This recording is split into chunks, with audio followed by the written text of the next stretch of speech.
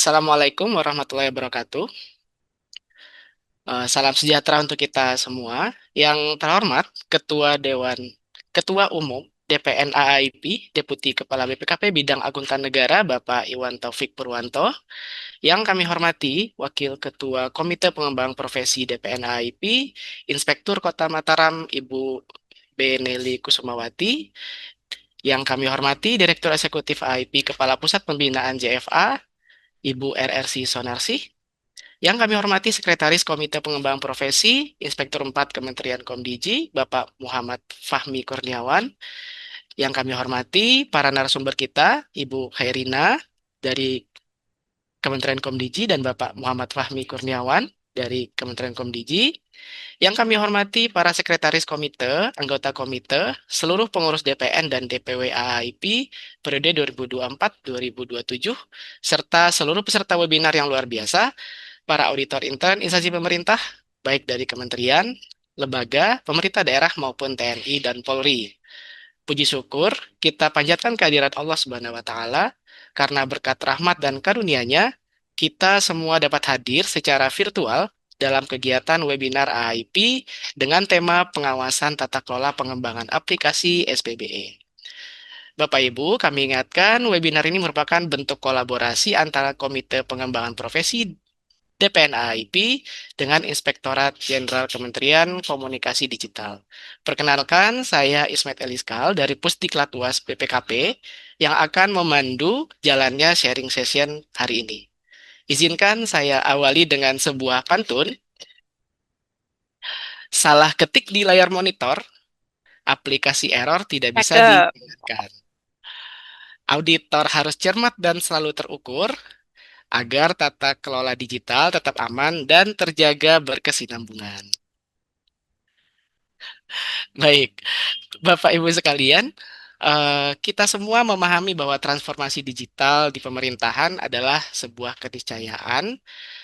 Sejak terbitnya PP nomor 95 tahun 2018 tentang SPBE, arah pembangunan sistem informasi menjadi semakin terstruktur ya.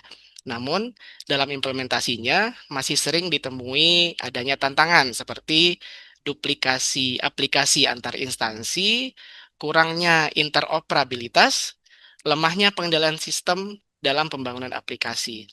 Oleh karena itu, menjawab kebutuhan tersebut, tahun 2025 pemerintah melalui Kementerian Komdiji menerbitkan Peraturan Komdiji Nomor 6 Tahun 2025 yang hadir sebagai upaya memperkuat tata kelola pembangunan dan pengembangan aplikasi SPBE agar lebih terpadu, efisien, serta menjamin keamanan dan keandalan layanan digital pemerintah.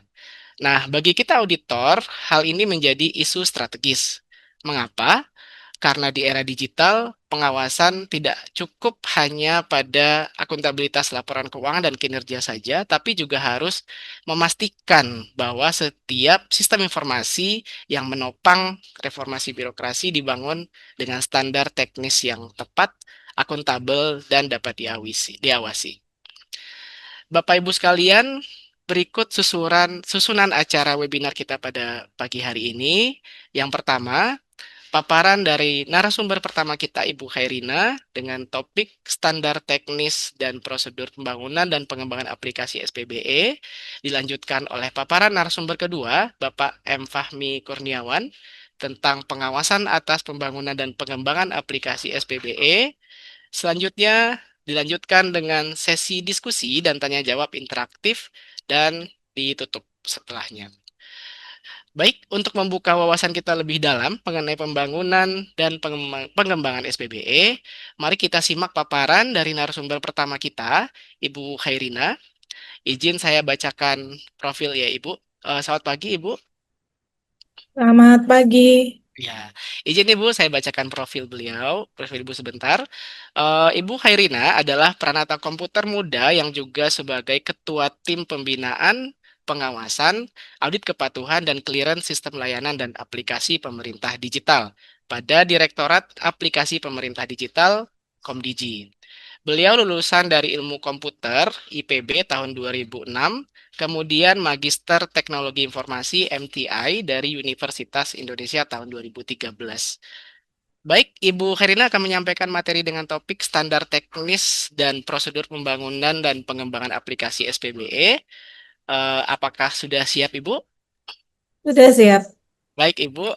Kepada Ibu Herina, waktu 25 menit kami persilakan. Baik, terima kasih. Assalamualaikum warahmatullahi wabarakatuh. Waalaikumsalam. Selamat pagi, salam sejahtera buat kita semuanya. Hmm, eh, Terima kasih nih undangannya dari asosiasi. Ini berarti auditor ya, Iya, untuk Ibu. profesi auditor ya.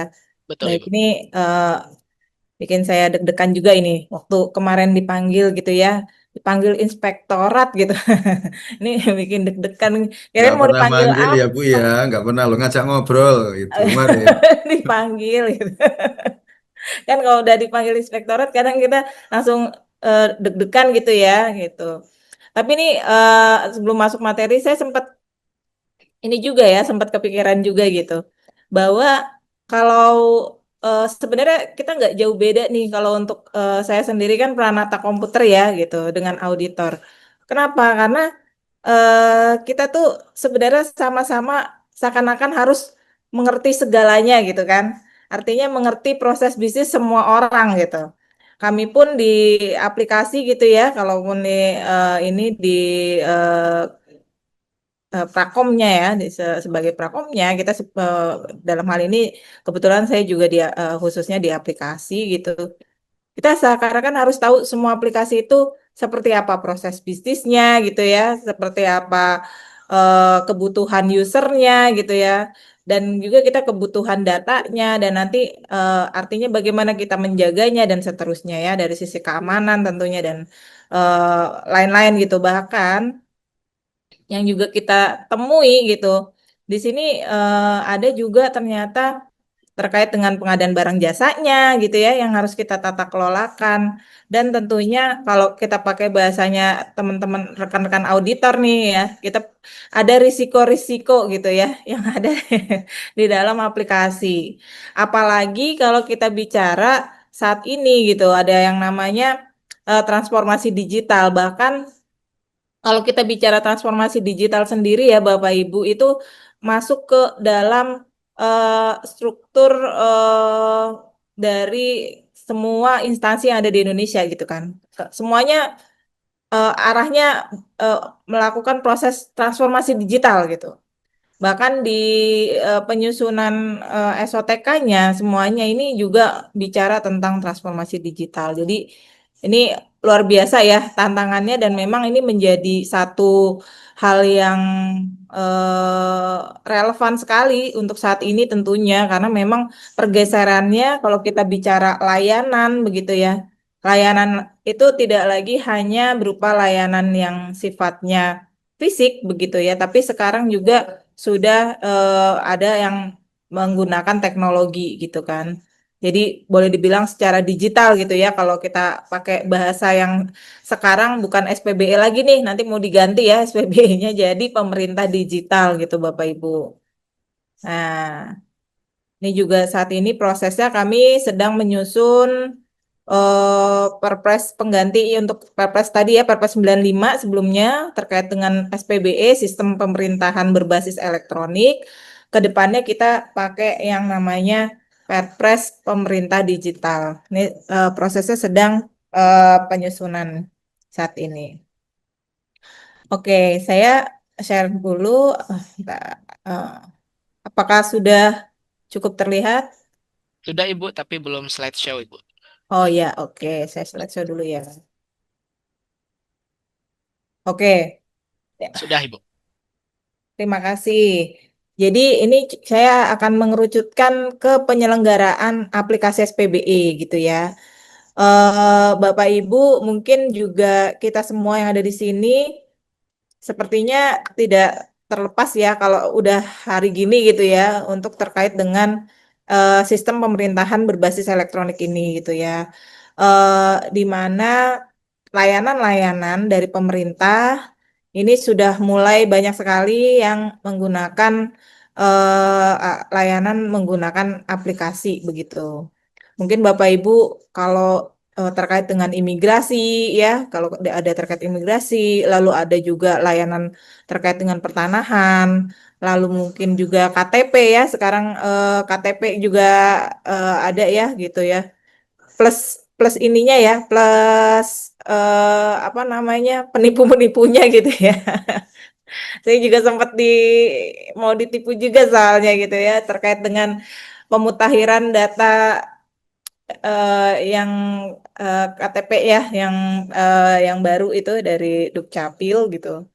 Jadi seperti itu, dan itu banyak sekali juga yang kena gitu ya di kompleks saya tuh kebanyakan memang pensiunan, itu ada beberapa bapak-bapak ini yang eh, kena gitu ya, sampai ketipu eh, ininya apa, em, tabungannya begitu, karena dengan adanya penipuan secara teknologi gitu.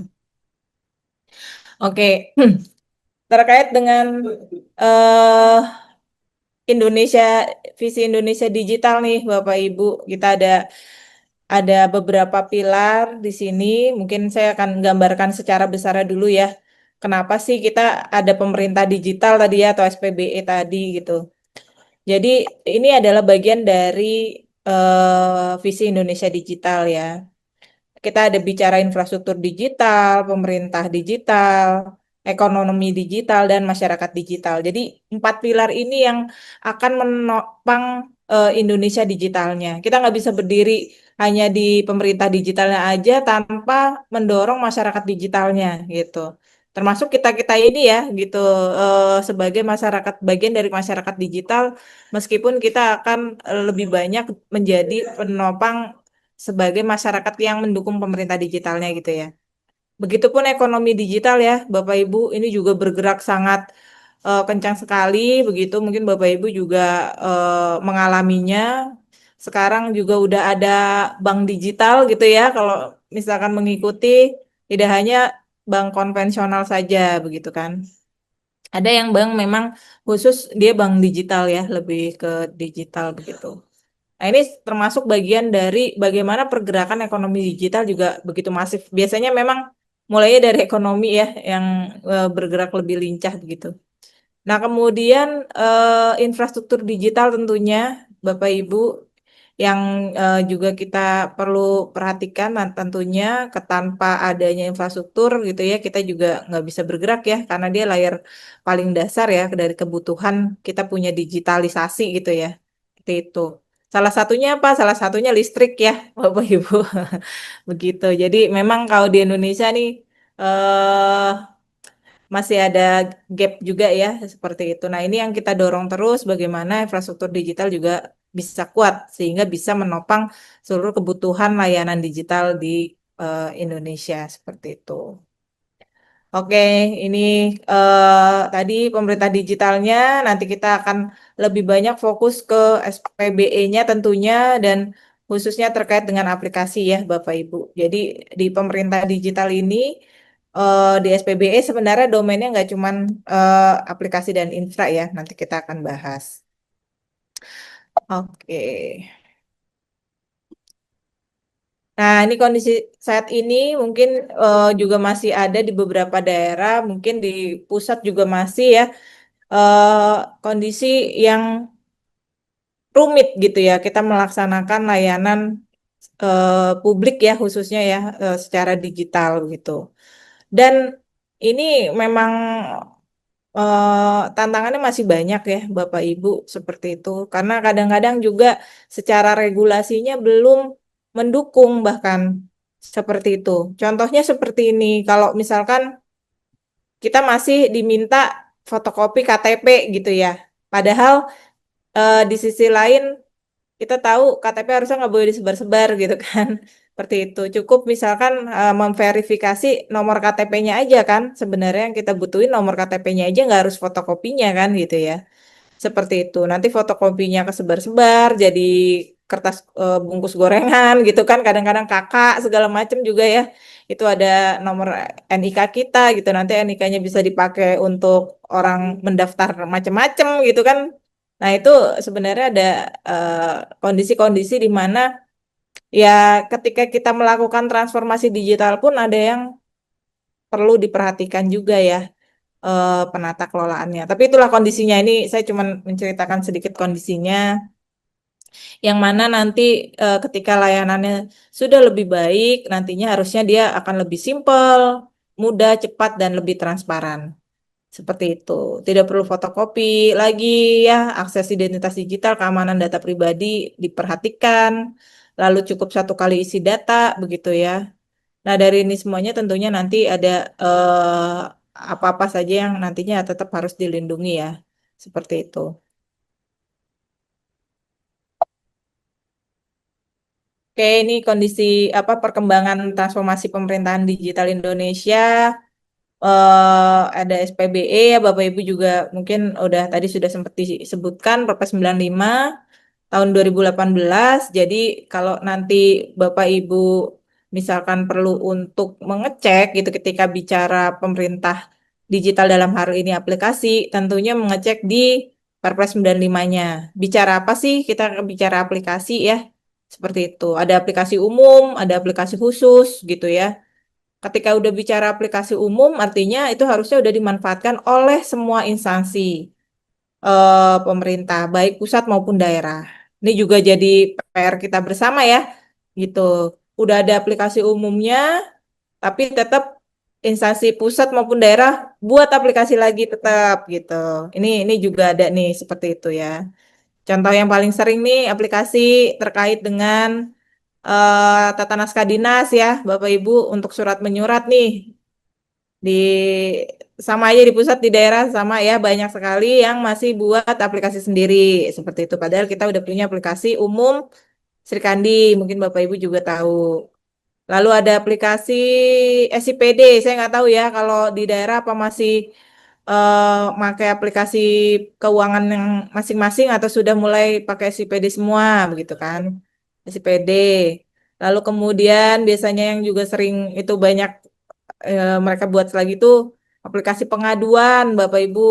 Biasa ya kalau di daerah gitu ya. Saya kan belak-belakan aja ya ngomongnya. Biasanya kan pimpinan daerah kan maunya muncul gitu ya. Jadi bikin aplikasi sendiri gitu. Ada aplikasi pengaduan sendiri. Itu tanpa berintegrasi atau berinteroperabilitas dengan aplikasi lapor di pusat gitu ya, di nasionalnya seperti itu. Sebenarnya banyak solusi-solusi yang tidak harus saling meniadakan ya Bapak Ibu, tapi bagaimana memastikan keterpaduannya. Ini yang kadang-kadang nggak, yang kurang diperhatikan ya. Jadi ketika eh, membuat aplikasi, yang penting ada aja dulu gitu. Kadang-kadang itu. Jadi nggak kelupaan yang tadi integrasinya gimana, terus saling kalau misalkan membutuhkan data itu secara nasionalnya itu jadi udah nggak bisa digabungkan gitu ya, nggak bisa dipadukan. Dan juga yang paling sering itu kelupaan itu masalah keamanan.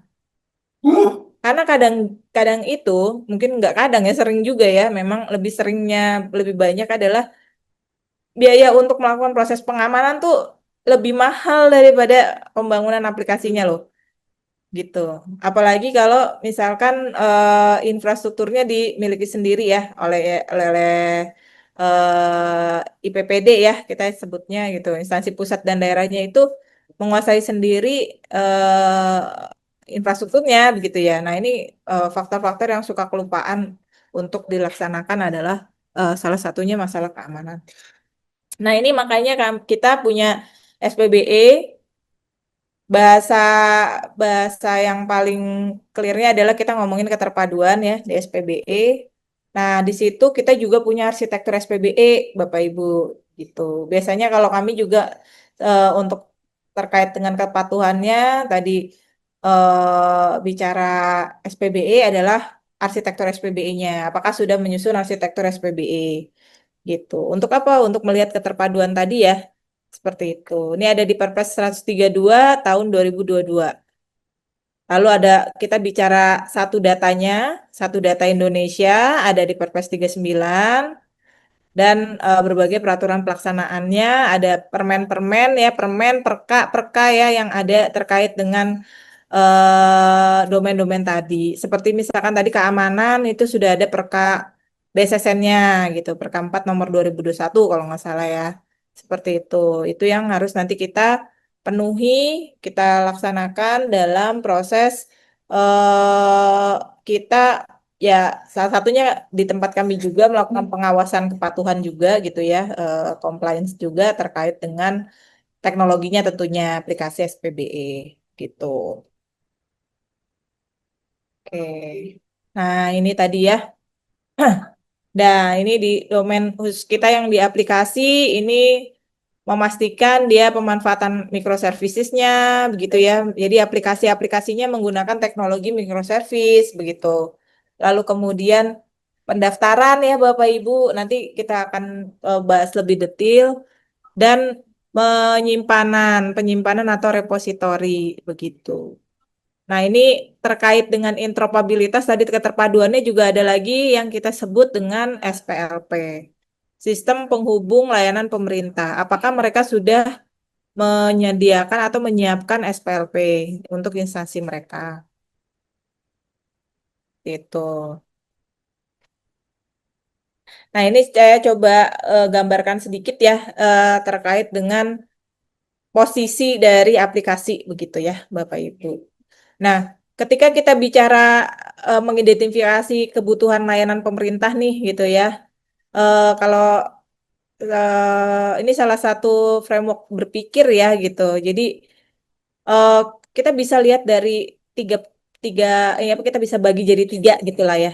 People, proses, teknologi. Ini sepertinya perlu perlu nanti ketika kita mengidentifikasi layanan pemerintah gitu ya. People-nya siapa, lalu prosesnya itu bagaimana gitu ya layanannya, dia layanan yang mana dan seterusnya. Baru kita bicara teknologi, Bapak Ibu, begitu. Nah, yang terjadi, nih yang terjadi, yang kondisinya ya, yang ada. Ada aplikasinya, gitu ya. Sebenarnya dia tidak memberikan layanan apapun gitu. Nah, ini bahkan layanan itu seharusnya juga bukan layanannya dia bahkan bisa jadi. Jadi mohon maaf ya, contohnya ya, di tempat kami aja pernah, tapi itu udah beberapa tahun yang lalu gitu. Ada yang buat layanan whistleblower gitu. Eh eh, kan Komdiji ya, Komdiji urusannya apa gitu kan? Urusannya kan mestinya kami ada dua ya komunikasi terkait dengan komunikasi dan informasi ya kalau kita lihat di secara strukturnya ya. Kita ada dua, komunikasi dan informasi sebenarnya gitu. Tiba-tiba bikin tugasnya tugasnya ini gitu ya. Tugasnya KPK, tugasnya mungkin penegak hukum gitu ya, pakai bikin WBS gitu-gitu. Biasanya nih ini kita buka-bukaan aja kan. Dari ini ya proper ya, proper ya, yang sebelum-sebelumnya nih biasanya banyak bikin-bikin aplikasi. Mudah-mudahan udah enggak lagi kalau di tempat Bapak Ibu ya. Seperti itu. Ini yang mana ya tadi gitu. Ada teknologinya, sebenarnya dia tidak mendukung pengguna dan nggak ada prosesnya, nggak ada proses bisnisnya, nggak ada layanannya gitu. Ini perlu diperhatikan juga. Jadi nanti kesesuaian biasanya entah dari Renstra ya, Bapak Ibu, dari SOTK-nya, ini tetap dicek. Ngapain dia punya aplikasi itu? Jangan-jangan emang harus dihentikan aja aplikasinya. Boleh nggak? Boleh. Di Perpres 95 juga menyebutkan pimpinan instansi boleh menghentikan aplikasinya gitu. Seperti itu. Kalau apa ya? Kalau memang nggak sesuai gitu loh, nggak sesuainya terutama dari sisi itu. Dia bukan pemilik layanannya, dia nggak memberikan layanan apapun gitu ya. Harusnya juga bukan dia gitu kan. Nanti kalau diteruskan ya akan menjadi sebenarnya inefisiensi juga gitu ya, gitu. Nggak efektif dan nggak efisien juga gitu. Dia harus apa namanya menjaga kan mengoperasionalkan aplikasinya ya. Padahal udah ada aplikasi yang seharusnya emang dia laksanakan bukan pakai aplikasi itu gitu kan. Belum lagi keamanannya ya segala macam. Nah ini kita memberikan gambaran dari sisi posisinya si aplikasi ya. Aplikasi ini seharusnya ngapain sih? Dia siapa sih gitu ya? posisinya apa gitu. Kalau udah tidak sesuai dengan porsinya dan tugasnya ya bisa jadi emang harusnya dihentikan gitu. Bisa diberikan rekomendasi seperti itu. Tetap yang menghentikan pimpinan instansi ya. Seperti itu ya. Tapi tadi ya kita kembalikan ke misalkan bisa pakai arsitekturnya, tempat Bapak Ibu, bisa ke peta rencananya juga. Oh, ternyata memang belum sekarang dibutuhkannya sesuai dengan peta rencana masih 2 tahun lagi ya bisa jadi jangan nggak harus dilakukan hari ini gitu kan. Kayak gitu ya. Oke, ini eh, saya coba membayangkan atau bagaimana cara mengidentifikasi kebutuhan dari layanan pemerintah. Nah, ini juga ada ya layanan publik di pemerintahan tuh biasanya melakukan 3 hal ya Bapak Ibu ya.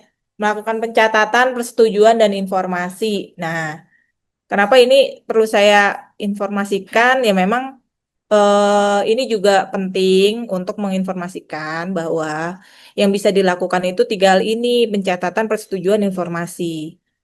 Jadi bisa jadi ada layanan yang memang nggak mungkin 100% itu digital gitu loh. Ini kadang-kadang ada yang salah kaprah juga ya gitu. Karena yang dilakukan pencatatan persetujuan dan informasi saja gitu. Kalau misalkan kita mau disuntik gitu ya, misalnya ya nggak bisa ya pakai digital gitu kan Bapak Ibu ya. Nggak bisa cuma dikasih fotonya doang gitu ya, terus dikasih jarum suntik tapi foto gitu kan nggak mungkin juga ya. Seperti itu. eh Tetap akan ada layanan yang memang basisnya non digital gitu ya Bapak Ibu. Jadi kadang-kadang saking semangatnya juga nih ini juga jadi ini juga ya mungkin eh saking semangatnya maunya semuanya serba digital gitu ya. Itu tiba-tiba layanan yang sifatnya fisik harus dihentikan semua gitu ya. Ini ekstrim ya, tapi semoga nggak ada di tempat Bapak Ibu ya. Tapi ini bisa jadi bagian dari pertimbangan dari kita gitu ya. Ini kondisinya emang harus seperti apa gitu. Atau di sisi lain ya Bapak Ibu gitu, udah ada layanan fisiknya gitu, tapi belum dicatat, belum diberikan informasinya gitu ya. Mungkin persetujuan ini bisa ada, bisa nggak ada ya gitu. Paling nggak kan harusnya ada informasinya gitu ya. Misalkan kayak puskesmas ya sebenarnya minimal ada informasinya. Oh nanti kapan ada layanan apa gratis, misalkan kayak gitu. Berarti kan harus butuh tempat ya untuk menginfokan gitu. Dan yang kedua untuk melakukan proses pencatatan kan gitu kan dicatat ya gitu dia datang udah divaksin apa aja gitu kan aplikasinya yang mana ya aplikasinya kalau sekarang kita pakai dari Kesnya minta untuk menjadi aplikasinya satu pakai satu sehat ya harusnya kita laksanakan pakai satu sehat semua misalkan seperti itu nah ini yang harus dicek per layanan ya Bapak Ibu bisa jadi memang udah ada aplikasi umum di mana dilaksanakan secara nasional. Jadi tidak harus daerah buat masing-masing gitu. Oke. Nah, kemudian ini kita bicara aplikasi ya. Nah, ini saya masuk khusus untuk aplikasinya ya Bapak Ibu. Standar teknis dan prosedur pembangunan dan pengembangan aplikasi SPBE. Nah, tadi balik lagi kita punya aplikasi, ada aplikasi umum, ada aplikasi khusus. Nah, kita melakukan pertimbangan itu eh, akan 3 hal, Bapak Ibu. Jadi yang pertama terkait dengan pertimbangan pembangunan pengembangan aplikasinya, yang kedua penggunaan aplikasi sejenisnya, dan yang ketiga pertimbangan penggunaan kode sumber tertutup. Jadi di kami ada 3 layanan ini ya untuk melakukan proses pertimbangannya. Apa aja sih yang kita pertimbangkan gitu ya? Yang pertama tadi pembangunan pengembangan aplikasinya, baik aplikasi umum, aplikasi khusus kita cek gitu ya. Oh ini kelengkapan administrasinya gimana, sudah lakukan pendaftaran atau belum dan seterusnya. Nanti saya share toolsnya ya ininya pakai Excel ya Bapak Ibu. Nanti boleh di share juga. Nanti ada di sini juga kok filenya ya. Nah ini kita cek dari situ biasanya menggunakan tools ini ya. Begitupun untuk penggunaan aplikasi sejenis, Bapak Ibu, kalau udah ada yang ternyata aplikasinya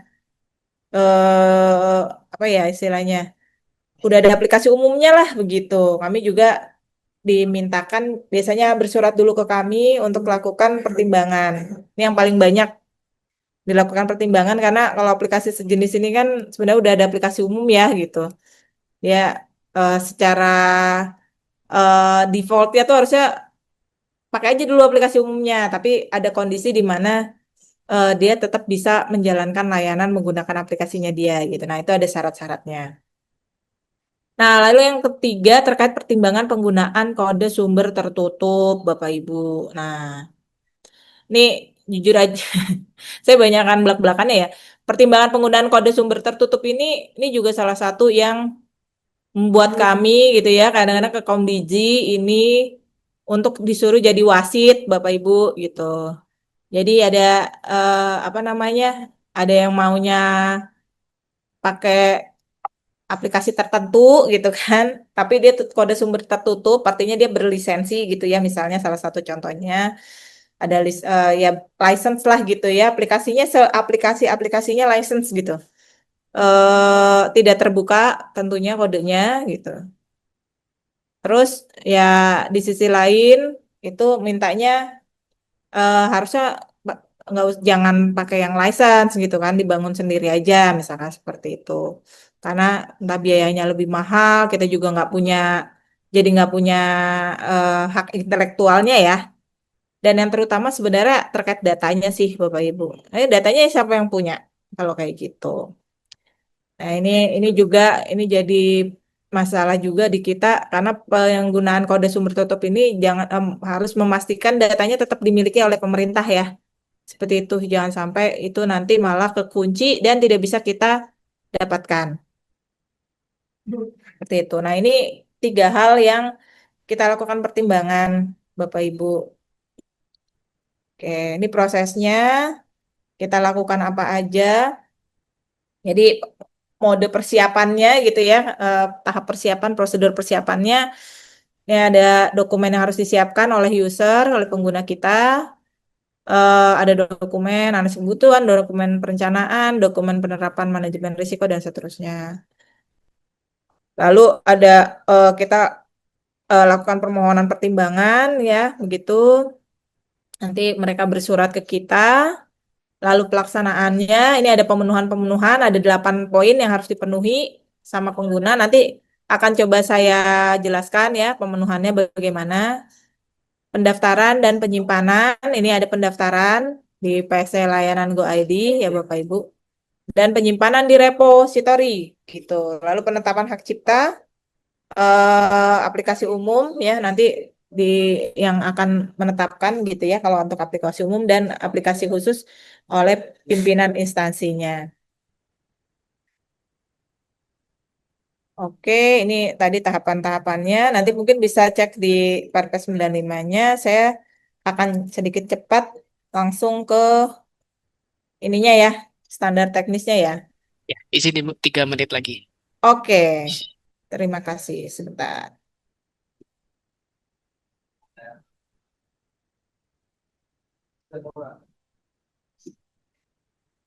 Oke. Pak Ismet, tapi saya berikan waktu saya ke Bu Khairina kok. Saya sumbangkan waktu saya. Nggak apa-apa, silakan Bu Khairina.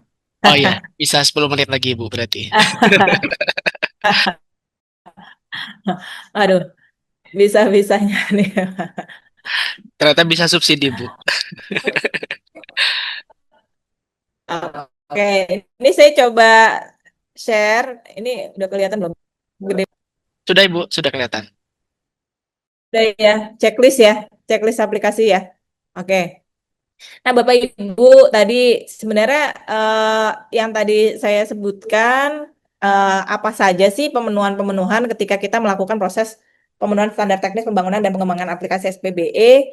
Tadi sudah diinfokan ada 8 poin ya, ada persyaratan umum, ada persyaratan pemenuhan infrastruktur, siklus pembangunan dan pengembangan aplikasi SPBE, lalu persyaratan data dan informasi, persyaratan interoperabilitas, persyaratan keberlangsungan layanan, penerapan manajemen, dan ini dokumentasinya. Jadi ketika kita melakukan proses pertimbangan tadi, ini ada beberapa pemenuhan-pemenuhan yang harus memang disampaikan oleh aplikasi ya, yang pemilik aplikasinya. Nah, ini nanti sepertinya nanti perlu untuk diinfokan juga kepada pemilik aplikasi ya Bapak Ibu. Minimal melakukan semacam self assessment lah gitu. Apakah sudah memenuhi atau sudah memiliki dokumen-dokumen ini? Kalau belum, nanti bisa dilengkapi gitu ya. Yang paling pertama ini terkait dengan pendaftaran ya, Bapak Ibu. Yang poin A ini pendaftaran. Jadi sudah mendaftar di pse.layanan.go.id. Jadi aplikasinya sudah terdaftar dan punya tanda daftar. Lalu kemudian kode sumber Bapak Ibu, ini yang tadi ya, kode sumbernya ada di mana? Nah, ini yang sering nih Bapak Ibu yang jadi kalau di daerah ini paling seringnya kalau ke kami masalah ini nih. Kode sumbernya dikuasai oleh pengembangnya, terus dikunci, pengembangnya udah nggak tahu kemana, passwordnya dibawa pergi segala macam ya, terkait dengan aplikasi itu. Nah, ini untuk memastikan, kita harus pastikan ketika punya aplikasi, dicek mana kode sumbernya ada nggak gitu. Kalau kami kalau pas di pertimbangan, kami cek langsung di reponya. Coba di share ke kita, reponya dikuasai nggak sama mereka. Minimal kan mereka bisa buka kode sumbernya segala macam, codingannya bisa kebuka, berarti dia punya akses kan gitu. Berarti emang dikuasai sendiri. Tuh. Terus terkait dengan dia pakai apa ya teknologinya ya, web atau mobile, lalu pakai kode sumber terbuka tadi, kemudian interoperabilitas ya Bapak Ibu, interoperabilitas itu kalau misalkan dia punya beberapa layanan atau aplikasi yang saling berhubungan. Nah, itu interoperabilitasnya pakai apa? Yang sering terjadi itu kalau di satu instansi mestinya itu diatur, dikelola oleh pusdatinnya. Biasanya interoperabilitasnya. Untuk apa? Untuk supaya kita tahu eh, apa aja. Jadi Pusdatinnya juga tahu apa aja aplikasi-aplikasi yang saling berhubungan dan data apa saja yang sebenarnya dimanfaatkan antar instansi atau misalnya antar OPD gitu. Misalnya. Sehingga nanti ini akan bisa menjadi kalau misalnya ada kebutuhan wali data ya terkait dengan SDI gitu ya. Satu data Indonesia itu kita punya jadi tahu gitu loh. Sebenarnya kebutuhan datanya itu apa saja. Nah, yang sering terjadi itu aplikasi sama aplikasinya langsung berkomunikasi tanpa melalui fitur interoperabilitas tadi. Gitu. Yang dikelola sama Pusdatin ya. Biasanya ya kalau di daerah, kalau di kami pun di Pusdatin ya, semacam Pusdatin lah, PDSI lah kalau di kami. Seperti itu. Lalu pemanfaatan teknologi komputasi awan ya. Nanti kita nih biasanya ya ditaruh di mana ya biasanya ya pas sudah pakai teknologi komputasi awan. Lalu terkait dengan lisensi yang mungkin digunakan, ya mungkin lisensinya nggak harus satu aplikasi, kadang-kadang juga misalkan lisensi tertentu aja, misalkan contoh dia pakai lisensi untuk peta ya, peta tuh ada misalkan pakai ArcGIS gitu ya, pakai ArcGIS gitu kan dia. Nah, itu dia gimana lisensinya gitu ya, nanti itu perlu diperjelas juga. Lalu BMN ya, Bapak Ibu, BMN ini juga penting gitu. Ini juga ada juga kasusnya. Kasusnya ada kadang-kadang tuh lucu-lucu gitu ya. Ada yang BMN nih gitu. Ternyata aplikasinya itu nggak jadi BMN di instansi itu gitu. Minta Komdigi jadi wasit juga ya gitu. Jadi penyedianya karena merasa dia itu waktu itu sebagai konsultan aja, jadi mungkin pakai narasumber gitu ya Bapak Ibu ya. Dan dia bikin aplikasi gitu. Ternyata narasumbernya untuk bikin aplikasi gitu, walaupun ininya seakan-akan konsultan gitu ya. Saya kurang paham juga waktu kemarin saya tanya gitu kan. Tapi yang dihasilkan ternyata ada menghasilkan aplikasi dan aplikasi itu menghasilkan data. Begitu Bapak Ibu. Dan data itu untuk dikonsumsi atau dipublish secara nasional, begitu kan? Nah, saya bilang, kalau ini barang aplikasinya aja nggak ada di BMN, tiba-tiba ada datanya, ini data bisa muncul dari mana? Kenapa bisa dibilang data ini milik instansi ini gitu? Ini aja nggak keluar dari BMN gitu kan? bingung kan gitu. Tapi ininya ya inspektoratnya yang kemudian emang mengontak kami duluan sih bahkan gitu kan. Minta pertimbangan begitu. Nah, ini juga penting ya Bapak Ibu ya memperhatikan ya BMN-nya. Jangan-jangan nggak ada di BMN-nya nggak dicatat gitu. Saya nggak tahu biasanya kasusnya kalau yang swakelola begitu. Nah, kemudian arsitektur ya Bapak Ibu, arsitektur SPBE tolong nanti juga harus diperhatikan. Mereka aplikasinya itu sudah ada di arsitektur SPBE-nya gitu loh. Ibarat kata tuh arsitektur itu kan di perencanaan atau why ya, why kenapa, kenapa dia harus dibuat gitu kan. Nah, itu kan ada di situ gitu kan. Dicatat di situ. Nah, itu mestinya ada di sana dan di peta rencananya gitu ya. Oh, dia direncanakan akan dibikin kapan atau akan dioperasionalkan kapan begitu ya. Mungkin udah dibikin tapi belum dioperasionalkan. Operasionalnya kapan segala macam. Itu. Lalu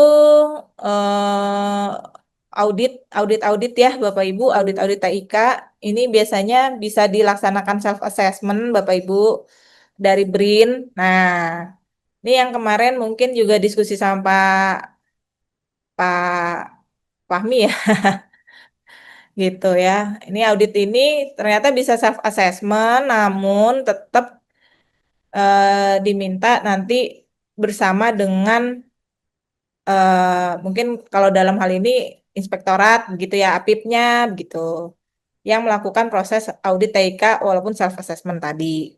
Itu ya. Jadi yang minta akun ke BRIN-nya lah gitu. Ternyata seperti itu mekanismenya. Kemarin kami tanyakan juga.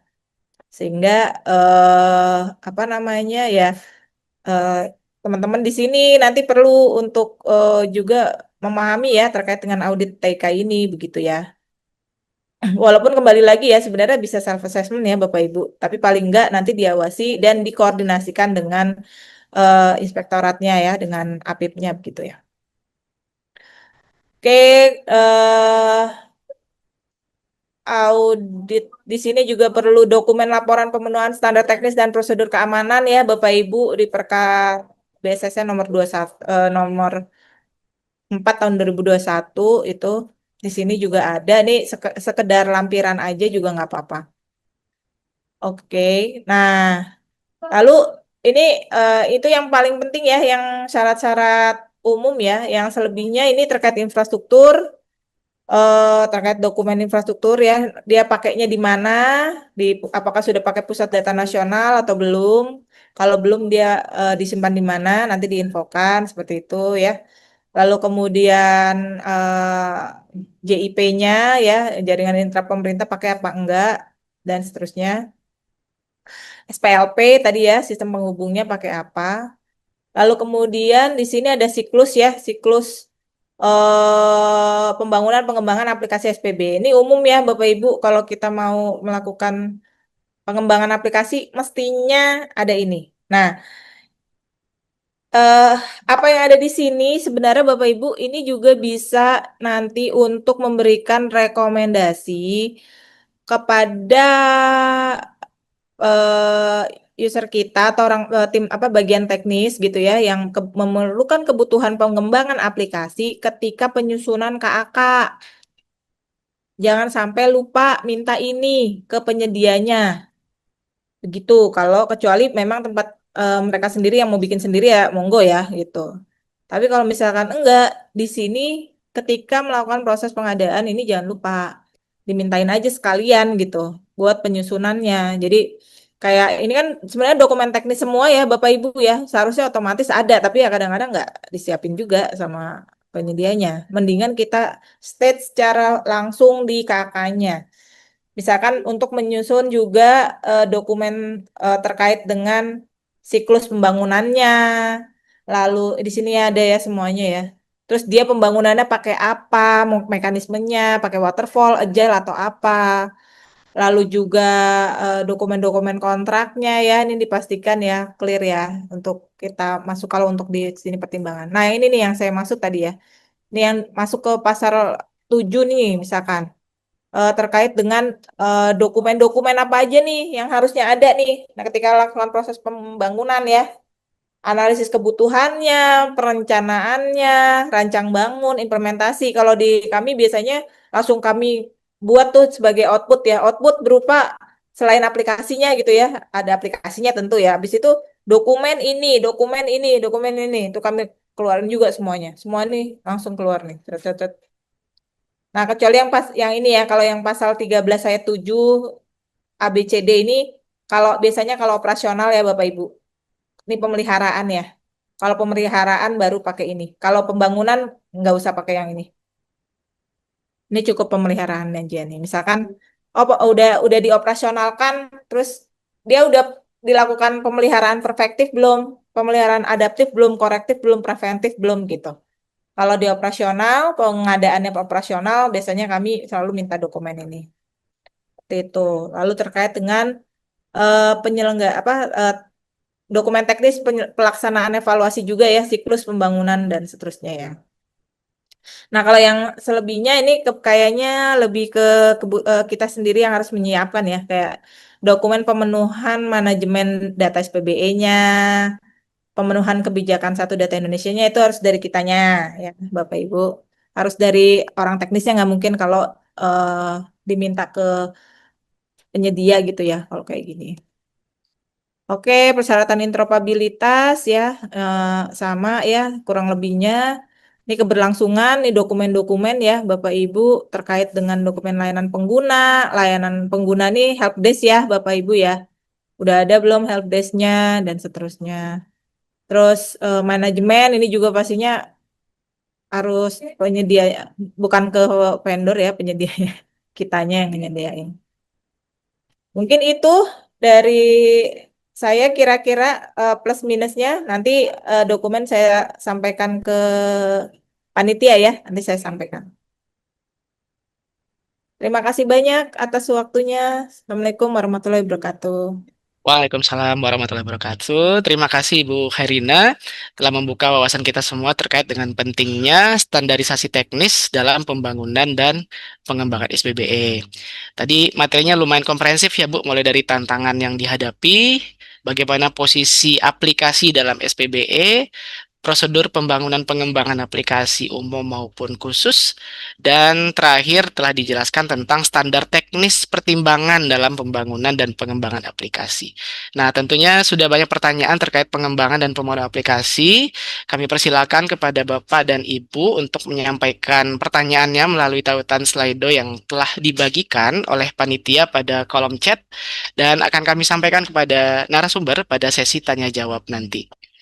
Baik, hadirin sekalian, sebelum kita beralih ke narasumber kedua, kita refleksikan sedikit ya tentang peran kita sebagai auditor dalam SPBE. Bagi APIP, pengawasan atas pembangunan dan pengembangan SPBE menjadi kunci agar transformasi digital di pemerintahan tidak hanya cepat, tapi juga akuntabel. Nah, dalam standar AIP 2021 maupun dari praktek internasional seperti Global Internal Audit Standard 2024 juga menekankan pentingnya pengawasan intern yang mencakup tata kelola, manajemen risiko, dan pengendalian intern atas sistem informasi. Dengan landasan ini, pengawasan atas pembangunan aplikasi tidak hanya menjadi checklist administrasi ya, melainkan harus memberikan early warning dan insight yang bermanfaat. Nah, masuk nih Bapak Ibu ke narasumber kita yang kedua. Mari kita dengarkan paparan dari Bapak M. Fahmi Kurniawan. Beliau adalah Inspektur 4 pada Inspektorat Jenderal Kementerian Komdigi, lulusan D3 dan D4 dari STAN, melanjutkan Magister Manajemen Teknologi atau MMT dari Institut Teknologi 10 November. Beliau sudah berpengalaman sebagai auditor semenjak tahun 1997 ya Pak. Kemudian pernah beralih sebentar sebagai Widya Iswara di Pusdiklat UAS BPKP dan sekarang kembali menjabat dalam dunia audit yaitu sebagai inspektur di Komdigi. Kepada Bapak Fahmi, kami persilakan untuk menyampaikan materi dengan topik pengawasan dan pembangunan dan pengembangan aplikasi SPB di Indonesia. Kepada Bapak Fahmi, 25 menit kami persilakan. Baik, terima kasih. Assalamualaikum warahmatullahi wabarakatuh. Selamat bertemu kembali rekan-rekan semuanya, para auditor intern pemerintah di seluruh Indonesia, baik yang di pusat ataupun yang di daerah. Eh, Sekaligus saya sebagai Sekretaris Komite Pengembangan Profesi ya Bapak Ibu sekalian, kami memohon izin juga Ketua Komite ada acara yang memang tidak bisa ditinggalkan sehingga tidak bisa hadir di acaranya Komite Profesi yang bekerja sama dengan pengurus AIP Pusat di Gedung Pramuka. Namun demikian, kami berusaha menuntaskan juga sebagian program kerja kami karena kami pengembangan profesi, maka kami tugasnya adalah melakukan sharing knowledge itu. Mungkin ini adalah kali pertama dari Komite Pengembangan Profesi di tahun 2025 ini melakukan sharing knowledge. Tentu nanti akan meneruskan lagi dengan sharing knowledge-sharing knowledge. Kira-kira apa yang sudah masuk dalam wacana kami yang sementara ini saya ingat, kalau hari ini kita ngomongin masalah Piranti Lunak, software pengembangan aplikasi SPBE, tata kelolanya. Nanti ke depan mungkin yang mungkin biasa apa namanya Bapak Ibu dengar ya, kita akan bicara masalah telekomunikasi, masalah telekomunikasi, koneksi internet, bagaimana pengawasannya. Nanti rencana kami akan mengadakan acara tersebut mungkin dalam format bisa jadi dalam bentuk podcast gitu.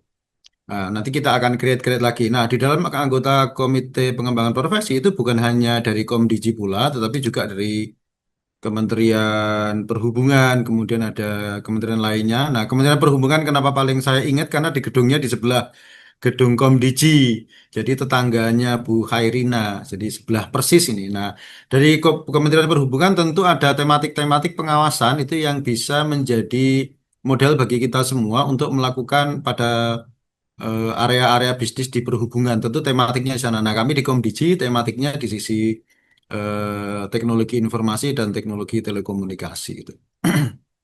Ya, baik Bapak Ibu sekalian, mungkin eh, slide saya tidak banyak, slide saya itu hanya dua, Pak Ismet, Bu Khairina. Maka tadi saya senang sekali Bu Khairina menerima sodako saya sebanyak 10 menit lebih tadi sehingga tapi kok ternyata ditambah lagi 25 menit tapi nggak apa-apa nanti secukupnya dari di slide saya terus kemudian kita banyak berdiskusi baik tentang aspek pengawasannya atau aspek yang berkaitan dengan apa namanya dari sisi tata kelola TI-nya sendiri yang memang harus kita kuasai.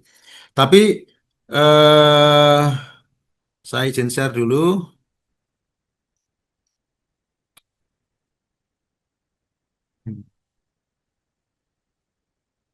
Ya, senyampang share ini dulu mungkin saya diperkenankan untuk sedikit bercerita ya Bapak Ibu sekalian.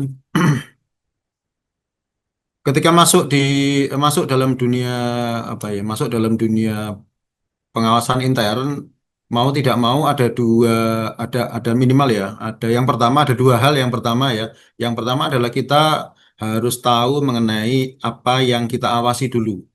Nah, kita harus tahu apa yang kita awasi dulu. Yang kedua, bagaimana kita cara melakukan pengawasannya gitu. Nah, tadi yang disampaikan oleh Bu Khairina itu adalah kita harus tahu bagaimana cara mitra pengawasan kita atau cara audit kita bekerja gitu. Nah, kalau kita nggak tahu itu, ya kita nggak akan mungkin bisa memberikan rekomendasi yang tepat kepada mereka gitu. Nah, saat ini kita mengenal banyak sekali ya jabatan apa namanya nama-nama fungsi auditor ya ada auditor teknologi informasi kah atau auditor apa namanya dulu sempat ada yang auditor kepegawaian bermacam-macam gitu. Nah, fungsi kita di auditor intern ini saya dalam tanda kutip sedikit agak khawatir gitu ya tereduksi dengan auditor-auditor yang lain tadi gitu. Auditor-auditor yang lain mungkin ada auditor lingkungan hidup atau apalah kira-kira gitu. Nah, saya khawatir ini akan mereduksi peran-peran kita meskipun secara standar kita diperkenankan untuk menggunakan tenaga ahli gitu. Tetapi kan kalau dengan dikaitkan dengan isu sekarang bagaimana kita mau merekrut tenaga ahli gitu kan? Sementara anggarannya semakin lama kita semakin mengecil gitu. Sehingga mau tidak mau kalau kita bicara pada kompetensi auditor, maka kita menjadi butuh atau menjadi perlu untuk selalu setiap saat mencoba mengembangkan pengembangan kompetensi kita gitu. Dan yang saat ini kita lakukan adalah melakukan pengembangan kompetensi di bidang teknologi informasi atau di sisi aplikasi begitu. Nah, Nah, supaya kita bisa mengoreksi kembali lagi, maka kita harus menguasai bagaimana cara bekerja mereka minimal di sisi frameworknya, minimal di sisi tata kelolanya, kalaulah tidak di sisi teknis gitu.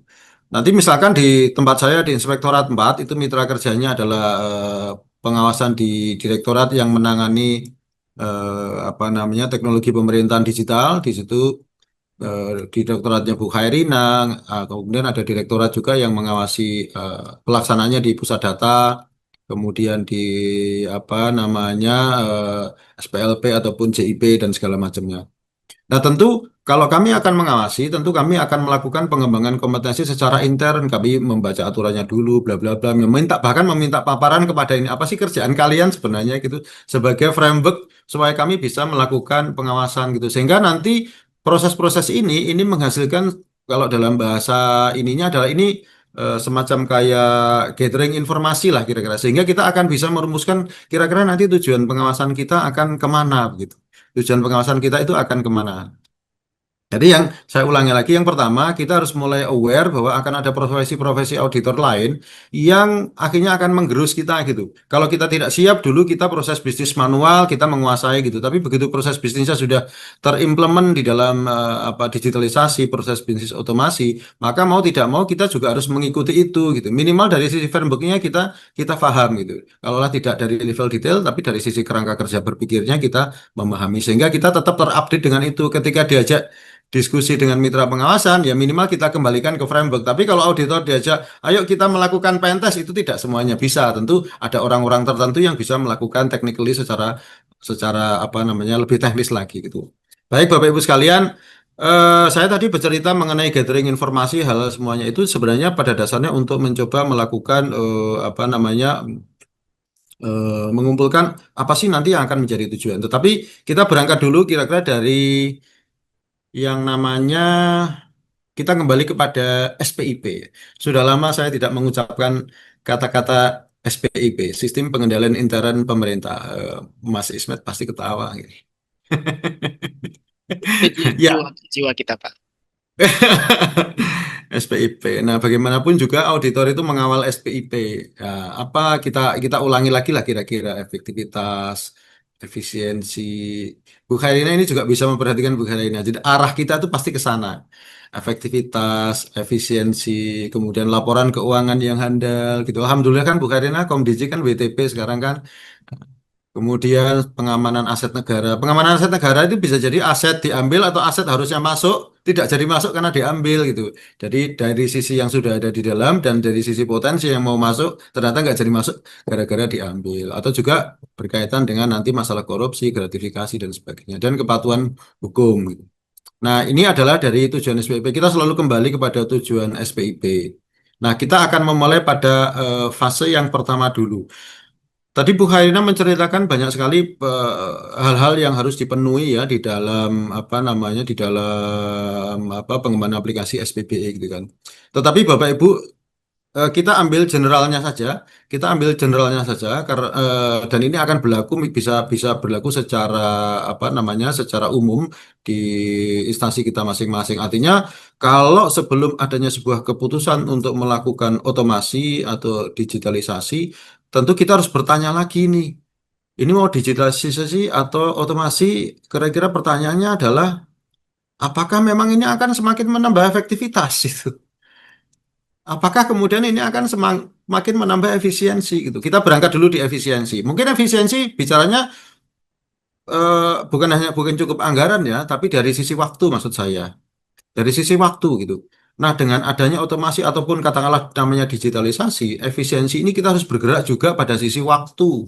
Bukan hanya sekedar uang, tapi kita bergerak juga dari sisi waktu. Dari sisi waktu gimana? Ya kalau diotomatisasi atau digitalisasi, jangan hanya mengelektronikan apa yang manual menjadi terkesan dalam kutip, wah keren sudah digunakan melalui aplikasi. Tapi sebenarnya tidak ada bedanya dengan ketika proses bisnis manual gitu. Jadi sekali lagi harusnya minimal secara waktu itu kita bisa memotong proses ketika kita memutuskan untuk melakukan digitalisasi atau otomasi. Yang kedua efektif gitu. Kita bisa mengkaitkan dengan proses layanan publik gitu. Kalau dulu misalkan kalau proses manual misalkan hanya bisa menghasilkan sekian layanan atau output penyelesaian tiket, maka dengan adanya otomasi, maka digitalisasi, kita akan bisa menambah lagi output yang akan diselesaikan. Ya, Bapak Ibu sekalian. Nanti kemudian berikutnya adalah kemudian apakah proses otomasi digitalisasi ini prosesnya adalah taat aturan. Tentu kalau dalam konteks misalkan seperti layanan publik segala macam itu ada aturan tersendirinya, ada kriteria, ada pengaturan mengenai standar pelayanan minimum, kemudian itu diatur di Permenpan, kemudian ada undang-undang mengenai layanan publik. Apakah kita tetap comply dengan itu? Itu harus tetap dijaga gitu. Dan berikutnya adalah data informasi yang handal dan aman. Begitu sudah merubah menjadi aplikasi, merubah menjadi digital, maka kita menjadi pertimbangan lagi. Kalau dulu bentuknya kertas, sekarang bentuknya adalah data. Nah, datanya dan informasinya handal, aman atau tidak gitu. Belum lagi nanti bicara masalah perlindungan data pribadi. Ketika di sana kita sudah melakukan pendaftaran atau registrasi, kita mengelola data-datanya orang, maka di situ juga harus dipertimbangkan bahwa ini comply terhadap pelindungan data pribadi. Bukan hanya sekedar data dan informasi saja gitu ya, tetapi ada data pribadi kalau masuk ke sana maka itu harus comply dengan Undang-Undang Perlindungan Data Pribadi gitu ya. Belum lagi nanti bicara yang apa namanya mohon maaf saya koreksi, belum lagi nanti bicara mengenai data dan transaksional yang ada di dalam sistem tersebut. Kemudian berikutnya di fase keduanya, ketika kita melakukan apa namanya PBJ ya, ketika kita melakukan PBJ dalam proses pengadaannya itu kita kan ada isu PBJ-nya. Ini ada isu PBJ yang mungkin kita sama-sama merasakan kira-kira. Mungkin saya malah malah mengingatkan kembali. Dalam dunia TI itu sangat-sangat pertanyaan yang paling sering muncul itu sebenarnya adalah kewajaran dari nilai pengadaannya, Bapak Ibu semuanya, kewajaran dari nilai pengadaan gitu kan. Tapi kadang sering kalinya kita terkunci dengan tarif dari si pengembangnya gitu. Tarif pengembangnya katakanlah si per bulannya atau apa namanya gaji dari si pengembangnya katakanlah 100 juta gitu. Menjadi pertanyaan gitu. Tetapi kita harus ingat bahwa kewajaran nilai itu variabelnya minimal ada dua, yaitu volume dengan harga gitu. Kalau kita melakukan pengaudit di sisi bangunan fisik kan kita berapa kamar, berapa luasan dinding, segala macam, kemudian berapa luasan lantai, itu kita bisa menghitung. Tapi kalau di TI apakah bisa dihitung? Jawabannya bisa, Bapak Ibu sekalian. Kita bisa menghitung volumenya. Misalkan berapa form yang harus dibuat, kemudian validasinya ada berapa macam, nanti berapa tabel yang harus dibuat ketika ada formnya, nanti olah informasinya di tabel, misalkan di view-nya ada berapa dan segala macamnya, tingkat kesulitan apa namanya validasinya, itu bisa dihitung menjadi sebuah volume dan nanti itu bisa dihitung menjadi apa namanya faktor yang menentukan dari wajaran nilai. Jadi kalau kita mungkin sibuk berdebat dari sisi gaji pengembangnya, maka kita selesaikan dulu di fase volumenya berapa gitu. Volume yang harus di apa namanya dihitung dari sebuah pengadaan aplikasi. Yang berikutnya adalah isu dari PBJ adalah usernya itu tidak memahami kebutuhannya gitu. Jadi tidak memahami kebutuhan gitu.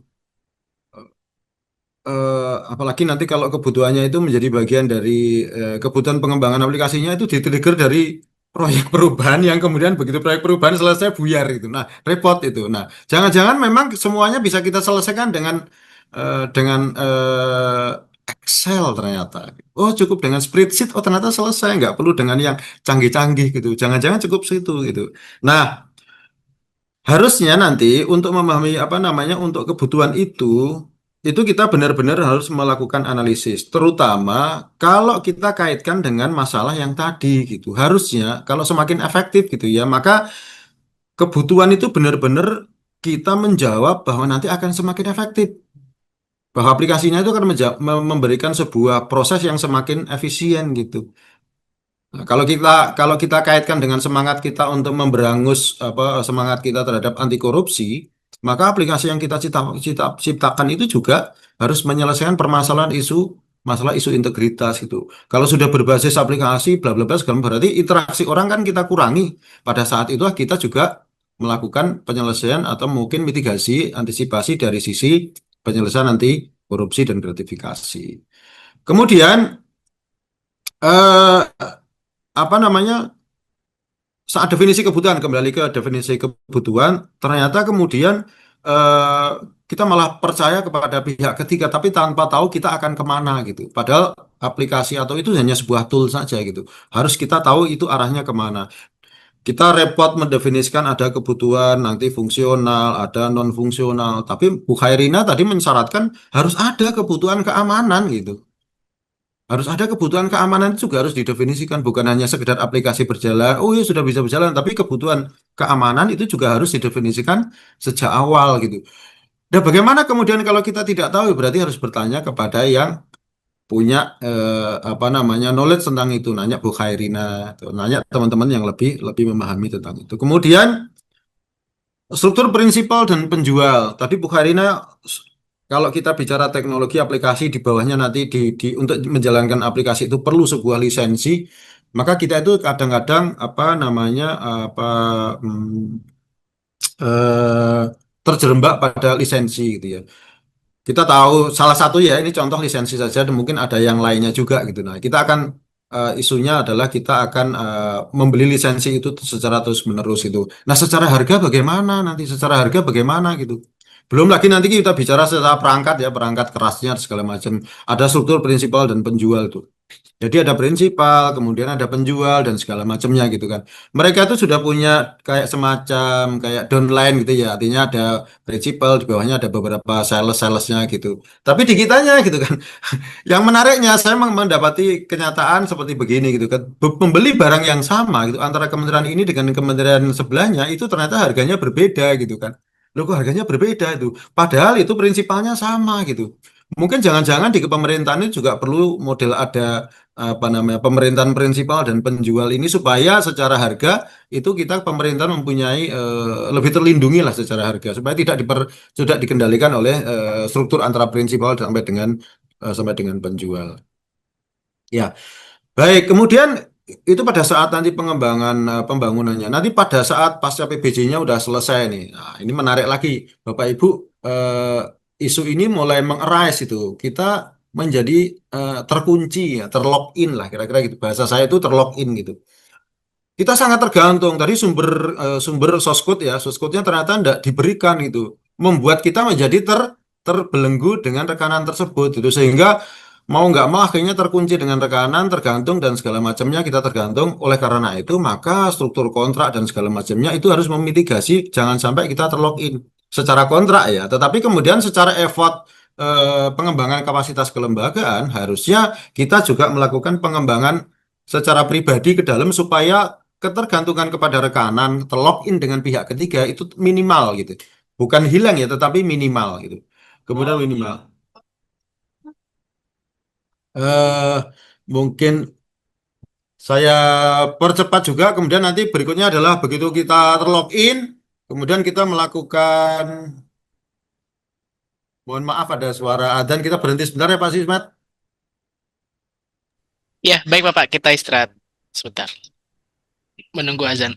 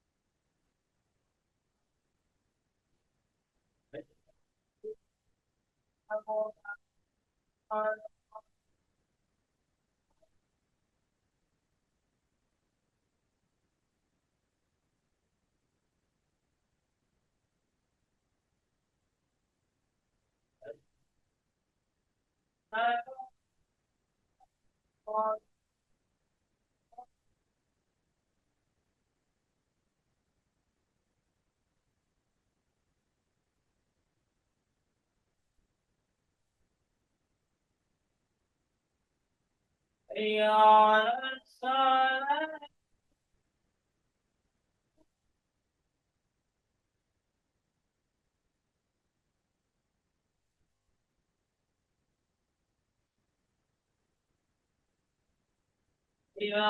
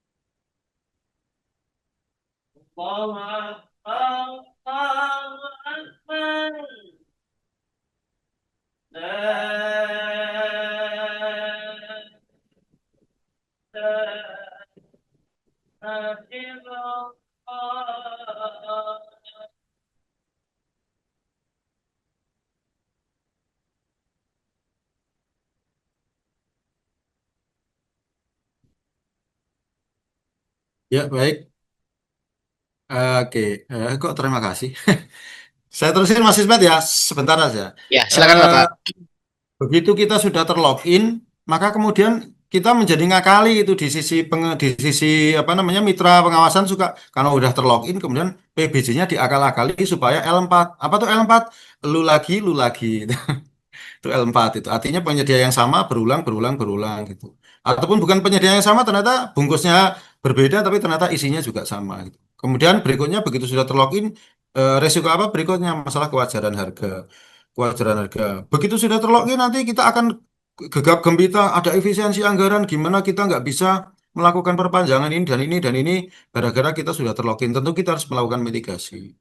Nah, terus kemudian apa namanya sebenarnya bukan biaya, biaya on ya, tapi biaya apa namanya operation maintenance ya. Biasa operation maintenance tidak sebanding dengan kualitas layanannya. Nah, oleh karena itu, Bapak Ibu sekalian, sekian banyak ini kemudian perlu di apa namanya di gather ya informasinya oleh Bapak Ibu yang ada di auditor intern. Minimal kalaulah belum sampai ini kita sampai merumuskan apa sih sebenarnya yang menjadi tujuan pengawasan dari sebuah digitalisasi sebuah proses bisnis yang ada di mitra pengawasan masing-masing tuh. Saya mencoba mengexercise yang ada di layanan publik ya, mencoba mengexercise pada layanan publik. Nah, ini adalah model exercise yang saya buat sehingga saya bisa merumuskan sekitar 4 aspek minimal ya, mulai dari integritas, kemudian waktu, kemudian kontinuitas dan transparansi. Ada underline, ada yang mungkin saya apa namanya, mohon maaf, yang saya garis bawahi. Bapak Ibu tentu tidak apa namanya belum lupa lah ya kejadian yang menimpa tenaga kerja mengenai layanan publik berkaitan dengan izin apa tadi kemarin tuh yang tenaga kerja yang menyangkut kepada wamennya itu. Seluruhnya dari tujuan ini itu termasuk juga yang berkaitan dengan bukan hanya sekedar misal integritas itu bukan hanya sekedar integritas sistem saja tapi juga integritas layanan.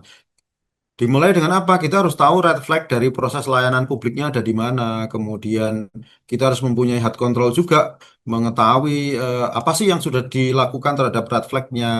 Kemudian kaitkan pula dengan WBS dan segala macamnya. Kemudian masalah integritas sistem tuh, resiko terbesarnya begitu sudah sistem yang punya hak kuasa penuh dalam sistem biasanya siapa?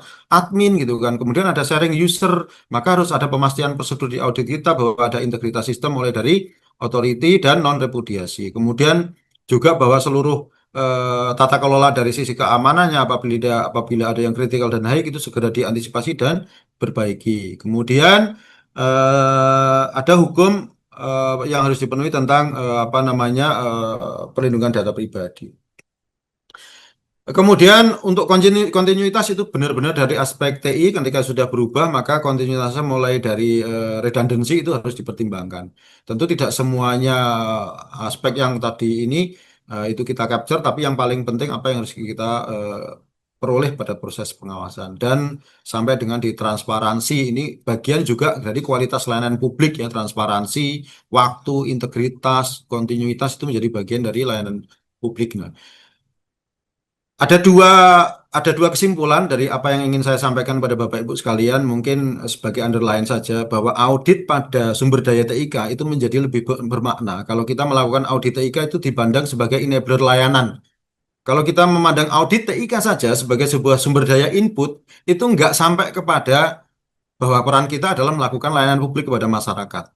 Ya, itu. Kemudian empat aspek ya, mulai dari integritas, waktu, kontinuitas, transparansi, ini seharusnya dipertimbangkan pada pengembangan atau pembangunan aplikasi gitu. Sehingga apa? Tujuannya juga tercapai gitu. Jadi kita bisa memitigasi risiko konflik of interest, kita bisa memitigasi risiko penurunan kinerja, kita bisa memitigasi risiko ketidaktransparan dan segala macamnya gratifikasi dengan mempertimbangkan empat aspek ini dalam apa namanya fase pengembangan aplikasi. Kira-kira itu Pak Ismet, mohon maaf mungkin sisa waktunya terlalu panjang saya pakai. Matur nuwun. Assalamualaikum warahmatullahi wabarakatuh. Dengan Luar demikian biasa. berakhirlah acara kita hari ini. Saya Ismet Eliskal. Mohon maaf apabila ada kekurangan dalam memandu jalannya diskusi. Terlebih terkurang mohon maaf. Wabillahi taufik wa hidayah. Wassalamualaikum warahmatullahi wabarakatuh.